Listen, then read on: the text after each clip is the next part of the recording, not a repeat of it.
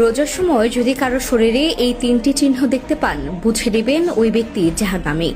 জাহান্নামী ব্যক্তিদের শরীরে দুনিয়াতেই এই তিনটি চিহ্ন ফুটে ওঠে এবং এই তিনটি চিহ্ন যদি আপনার অথবা কোনো ব্যক্তির শরীরে দেখতে পান, বুঝে নেবেন ওই ব্যক্তির জন্য অপেক্ষা করছে ভয়াবহ শাস্তির স্থান জাহান্নাম। এবং এই তিনটি চিহ্ন যার শরীরে থাকবে তার জন্য জান্নাত হারাম। সে তিনটি চিহ্ন কি জানতে হলে দেখতে হবে পুরো ভিডিওটি। প্রিয় দর্শক, আপনি যদি হযরত মুহাম্মদ সাল্লাল্লাহু আলাইহি ওয়াসাল্লামের উম্মত হয়ে নিজেকে সৌভাগ্যবান মনে করেন, অবশ্যই আলহামদুলিল্লাহ কমেন্ট করবেন। আজকে আমার প্রিয় নবীর ভালোবাসার মানুষগুলোকে দেখতে চাই।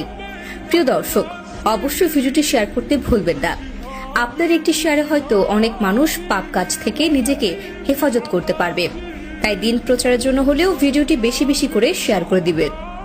প্রিয় দর্শক, আপনারা হয়তো দেখেছেন পৃথিবীতে কিছু সংগঠিত হওয়ার আগে যেমন একটি আলামত দেখা যায়, কোনো খারাপ কিছু হওয়ার আগে যেমন লক্ষণ দেখা যায়, ঠিক তেমনি জাহান্নামী ব্যক্তিদের মৃত্যুর আগে শরীরে তিনটি চিহ্ন বা লক্ষণ ফুটে ওঠে, যা দেখলে বুঝতে হবে ব্যক্তিটি জাহান্নামী।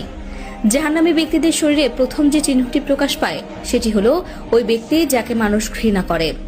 প্রিয় দর্শক, আল্লাহ যাকে ঘৃণা করে বা অপছন্দ করে তাকে আসমানের ফেরেশতারাও ঘৃণা করে এবং বদদুয়া দিতে থাকে, যার ফলে দিন দিন সে সকলের কাছে অপছন্দনীয় হয়ে পড়ে।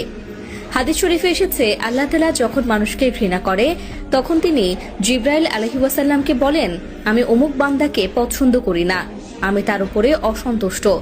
তখন জিবরাইল আলাইহিস সালাম বলেন, হে আল্লাহ, আমি ওই ব্যক্তির উপর অসন্তুষ্ট।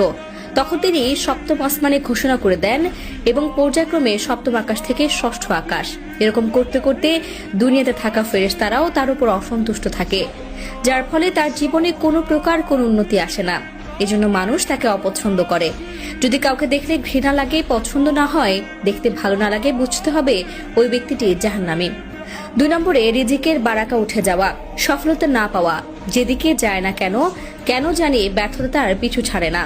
টাকা পয়সা কোনো প্রকার কোনো বরকত আসে না এবং দিন দিন সে অধঃপতনের দিকে চলে যায়। একসময় তার অনেক আধিপত্য বিস্তার ছিল, কিন্তু এখন আর তা নেই। এরকম হলে বুঝতে হবে ওই ব্যক্তির উপর আল্লাহ তাআলা সন্তুষ্ট নয় এবং ওই ব্যক্তি জাহান্নামী। 3 নম্বর হলো তার চেহারা কালো হয়ে যাওয়া। আল্লাহ তাআলা প্রত্যেকটি মানুষকে সর্বশ্রেষ্ঠ মাখলুকাত হিসেবে তৈরি করেছেন, কিন্তু যে ব্যক্তি একটানা পাপ কাজ করতে থাকবে, আল্লাহ তাআলা তার চেহারা থেকে রহমতের নূরকে উঠিয়ে নেয়। যদি দেখেন কোনো ব্যক্তির চেহারা দিন দিন কালো হয়ে যাচ্ছে, ফ্যাকাশে হয়ে যাচ্ছে, দেখতে ভালো লাগছে না, তাহলে সাথে সাথে বুঝে নেবেন ওই ব্যক্তিটি অনেক বেশি পরিমাণ পাপ করেছে। আর মূলত এই কারণেই তার চেহারা থেকে আল্লাহ প্রদত্ত নূর দিন দিন উঠে যাচ্ছে।